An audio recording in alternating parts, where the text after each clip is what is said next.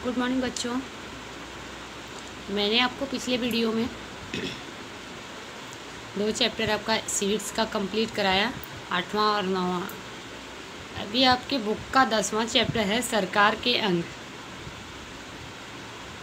तो सिविक्स का 3रा चैप्टर और आपके बुक से 10वां चैप्टर है, तो आप भी एक बार देख लीजिएगा। और आपके एग्ज़ाम के हिसाब से ये सबसे इम्पॉर्टेंट चैप्टर है और इसमें से बहुत सारे लॉन्ग और शॉर्ट सारे क्वेश्चंस ज़्यादातर इसी चैप्टर से पूछा जाता है। तो सरकार के कितने अंग हैं और उनकी क्या क्या कार्यपालिका, मतलब क्या क्या कार्य हैं, इसके बारे में। सरकार के 3 प्रकार के अंग हैं: विधायिका, कार्यपालिका तथा न्यायपालिका। इन तीनों अंगों की रचना किस प्रकार होती है, ये किस प्रकार कार्य करते हैं, यानी कि सरकार के 3 अंग हैं और किस प्रकार से ये कार्य करती है और यहाँ इसकी क्या हमको आवश्यकता है, इनकी सत्ताएं कौन कौन सी हैं, इनका परस्पर संबंध कैसा है। आपका छोटा छोटा क्वेश्चन, शॉर्ट क्वेश्चन आपका पूछेगा कि सरकार के कितने अंग हैं, आप उसके नाम बताइए, प्लस इनकी सत्ताएं कौन कौन सी हैं या ये किस प्रकार से कार्य करती हैं। ये सब एक छोटे छोटे क्वेश्चंस हैं। इस पाठ में हम इन विषयों पर विस्तृत चर्चा करेंगे, यानी आपने 2 जो चैप्टर पढ़ा उससे अधिक महत्वपूर्ण ये चैप्टर आपका है।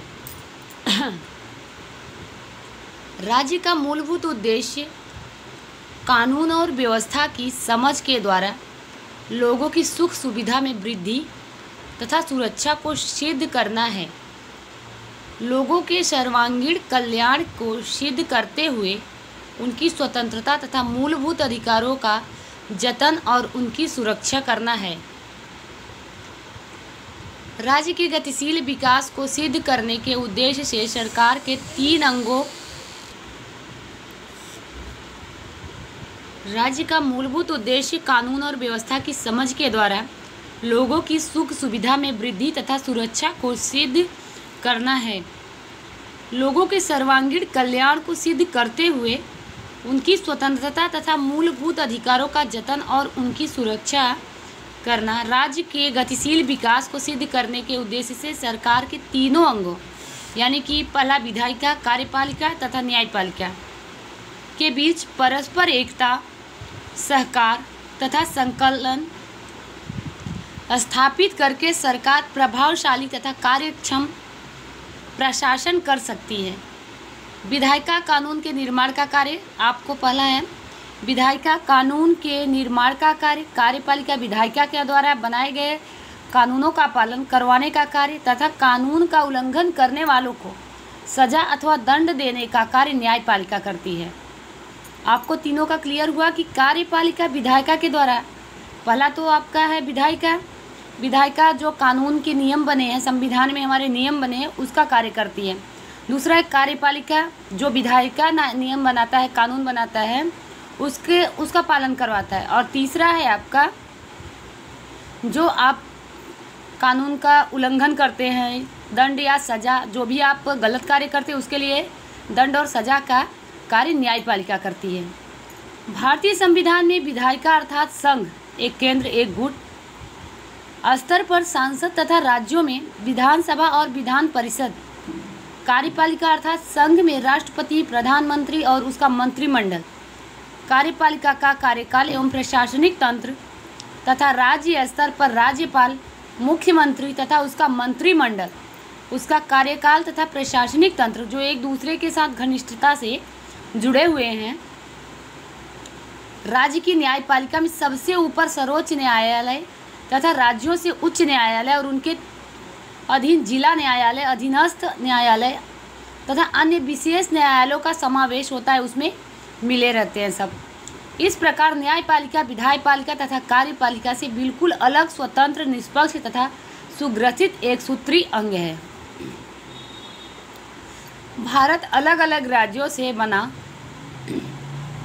एक संघ राज्य है। कोई भी राज्य स्वतंत्र अर्थ और सार्वभौम नहीं है। भारत में संघ तथा राज्य स्तर पर सांसदीय पद्धति की सरकार है।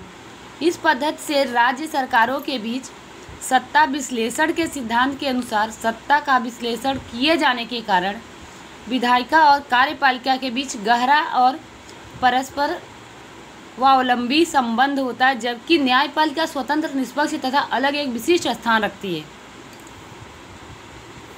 सत्ता विश्लेषण का सिद्धांत राज्य के लिए सरकार को जो सरकारी कार्य करती है वे एक दूसरे से अलग होते हैं। तीनों अंगों के कार्य एक दूसरे से अलग होते हैं तथा प्रत्येक कार्य में एक विशेष प्रकार की निपुणता की आवश्यकता होती है। यानी कि अर्थात अलग अलग अंगों द्वारा अलग अलग व्यक्तियों द्वारा कार्य किया जाना चाहिए तथा अंत में प्रत्येक अंग के कार्य अर्थात सरकार का संचालन सरल और कार्यक्षम बने, इसके लिए सत्ता का विभाजन करना आवश्यक है। जैसे विधायिका को कानून के निर्माण की सत्ता है, वह उसका दुरुपयोग न कर सके। इसके लिए कार्यपालिका तथा न्यायपालिका को अनेक ऐसी सत्ताएं प्रदान की गई हैं जो विधायिका के ऊपर नियंत्रण रखने का कार्य करती है। उसी प्रकार कार्यपालिका पर विधायिका तथा न्यायपालिका द्वारा नियंत्रण रखा जाता है तथा न्यायपालिका को विधायिका तथा कार्यपालिका पर नियंत्रण रखने की अनेक सत्ताएं प्रदान की गई हैं। पहला है आपका विधायिका। भारत संसदीय लोकतंत्र वाला प्रजातंत्रात्मक राज्य है। संघ केंद्र मैंने आपको बता दिया था पहले, पिछले ही सारे वीडियो मैंने आपको बताया कि भारत एक प्रजातंत्रात्मक देश है जहाँ पे प्रजा ही अपने राजा का चयन करती है। संघ स्तर पर संसद तथा राज्य स्तर पर विधानसभा जनता के प्रतिनिधित्व करती है। देश की सबसे महत्वपूर्ण तथा सर्वोपरि संस्था संसद है। भारत की संसद में राष्ट्रपति, उपराष्ट्रपति, राज्यसभा तथा लोकसभा का समावेश किया गया है। यानी कि समावेश यानी सम्मिलित किया गया है। विधायिका के दो प्रकार होते हैं, एक सदनात्मक विधायिका, दूसरा है द्विसदनात्मक विधायिका। जहाँ विधायिका का निर्माण एक ही सदन के द्वारा होता है तो उसे एक सदनात्मक विधायिका कहा जाता है, और जहाँ पर विधायिका दो सदनों से निर्मित हो उसे द्विसदनात्मक विधायिका कहते हैं। संघ केंद्र स्तर पर संसद के ऊपरी सदन राज्यसभा है, जबकि निचली सदन को लोकसभा कहा जाता है। अब इस टॉपिक को, छोटा सा टॉपिक है आपका, एक छोटा सा क्वेश्चन आता है।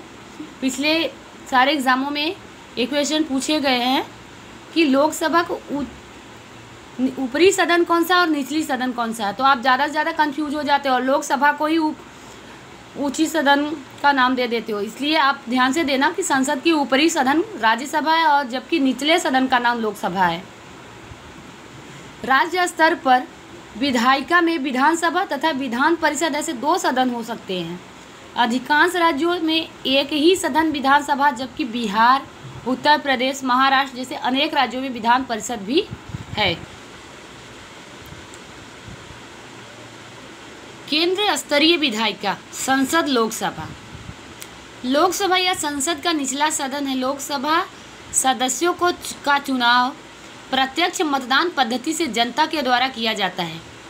लोकसभा के सदस्य प्रत्यक्ष मतदान के द्वारा चुने गए जनता के प्रतिनिधि होते हैं। वर्तमान लोकसभा में इस समय जो हमारे यहाँ लोकसभा के सदस्यों की संख्या 545 है, जिसमें 2 सदस्य एंग्लो इंडियन समुदाय के प्रतिनिधि हैं जिन्हें राष्ट्रपति मनोनीत करता है।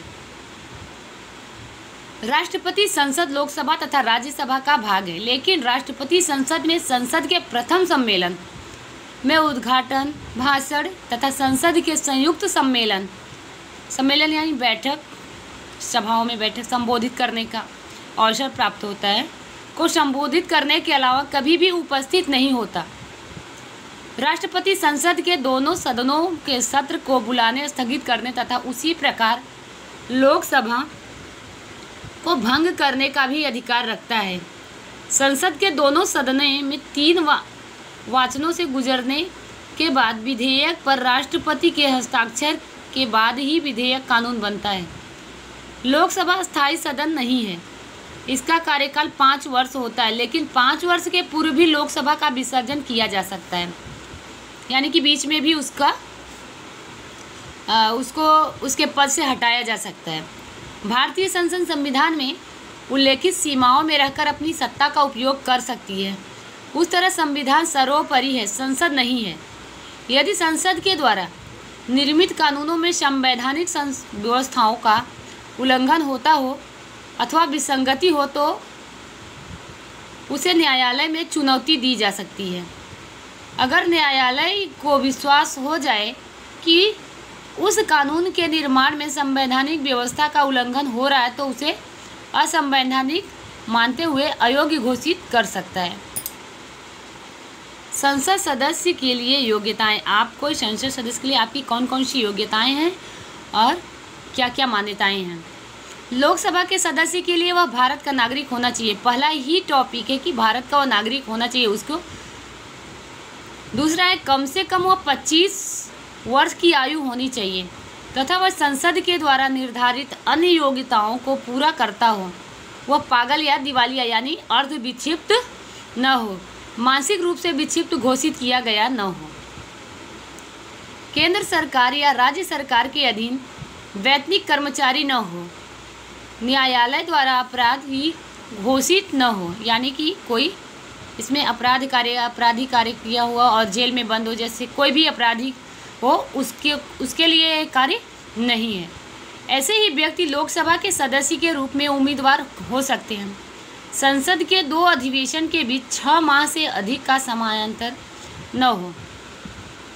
इस प्रकार से सदन की बैठक बुलानी पड़ती है। राष्ट्रपति प्रधानमंत्री सलाह पर लोकसभा का विसर्जन कर सकते हैं। व्यक्ति जिस सदन का सदस्य हो वह उस सदन की कार्यवाही में भाग ले सकता है तथा मतदान कर सकता है, लेकिन मंत्रिमंडल का कोई भी सदस्य संसद के निचले सदन का सदस्य न हो तो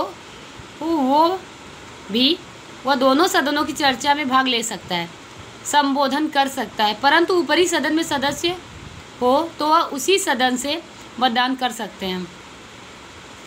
लोकसभा में गुजरात की कुल 26 सीटें।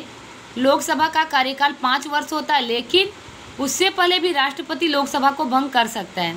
जैसा कि मैंने आपको पहले बताया कि अकारण या अनावश्यक कोई कार्य आ जाता है हमारे ऊपर तो 5 साल से पहले भी हम उसको निरस्त कर सकते हैं। राष्ट्रीय आपातकाल की परिस्थिति में राष्ट्रपति संसद के कार्यकाल 1 वर्ष तक बढ़ा सकता है। राष्ट्रपति द्वारा लोकसभा को भंग किए जाने के कदम को न्यायालय में चुनौती नहीं दी जा सकती। कोरम अर्थात सदन की कार्यसाधक संख्या। सदन की कार्यवाही शुरू करने तथा उसे जारी रखने के लिए पर्याप्त कुल सदस्यों में से उपस्थित सदस्यों की पर्याप्त संख्या लोकसभा के कुल सदस्यों से 545 का 1/10 अर्थात 55 सदस्यों की सदन में उपस्थित अनिवार्य है, जबकि राज्यसभा में संख्या राज्यसभा के कुल सदस्यों 250 का 1/10 अर्थात 25 है।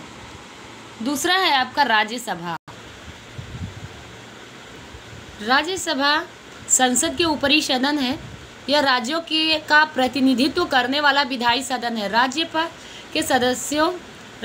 के सदस्यों की संख्या 250 से अधिक न हो ऐसा प्रावधान किया गया है, जिससे अप्रत्यक्ष रीति से राज्यों की तथा संघ के प्रदेश की विधानसभाओं के चुने हुए सदस्यों द्वारा सप्रमाण प्रतिनिधित्व पद्धति के आधार पर राज्यसभा सदस्यों का चुनाव किया गया है। राज्यसभा के चुने गए सदस्यों की संख्या 238 है।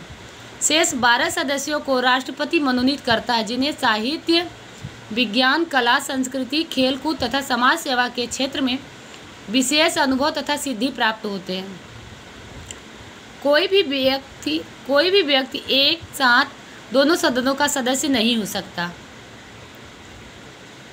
योग्यताएं, उसके लिए कितनी योग्यताएं होनी चाहिए। राज्यसभा के सदस्यों के लिए उम्मीदवार को भारत का नागरिक होना चाहिए। उसकी उम्र 30 वर्ष या उससे अधिक होनी चाहिए। वह पागल या दिवालिया तथा मानसिक रूप से विक्षिप्त तथा सजा प्राप्त अपराधी नहीं होना चाहिए। सरकारी संवैधानिक कर्मचारी अथवा किसी लाभ के पद पर नहीं होना चाहिए। राज्यसभा से गुजरात के लिए 11 बैठकें यानी सीटें प्रदान की गई हैं। राज्यसभा एक अस्थायी सदन है, इसका विसर्जन नहीं होता या इसे भंग नहीं किया जा सकता। राज्यसभा के यह तृतीयांश सदस्य हर दूसरे वर्ष सेवानिवृत्ति होते हैं और उतने ही नए सदस्यों का चुनाव किया जाता है। इस तरह राज्यसभा के सदस्यों का कार्यकाल 6 वर्ष होता है। वे पुनः निर्वाचित या पसंद किए जा सकते हैं। सामान्यतः संसद के दोनों सदनों के वर्ष में 3 अधिवेशन होते हैं, जैसे कि बजट सत्र, मानसून सत्र तथा शीतकालीन सत्र। भारत के उपराष्ट्रपति पद के आधार पर राज्यसभा के अध्यक्ष होते हैं। राज्यसभा के सदस्य अपने में से ही उपाध्यक्ष का चुनाव करते हैं। राज्यसभा के प्रथम अध्यक्ष डॉक्टर सर्वपल्ली राधाकृष्णन थे। आपको मैं अगले वीडियो में बता दूंगी। ये चैप्टर बहुत लॉन्ग है और इसको पूरा समझाना है। तो आपका आगे का है लोकसभा अध्यक्ष यानी स्पीकर क्या है, कैसे है, तो आपको अगले वीडियो में मैं बता दूंगी। थैंक यू बच्चों।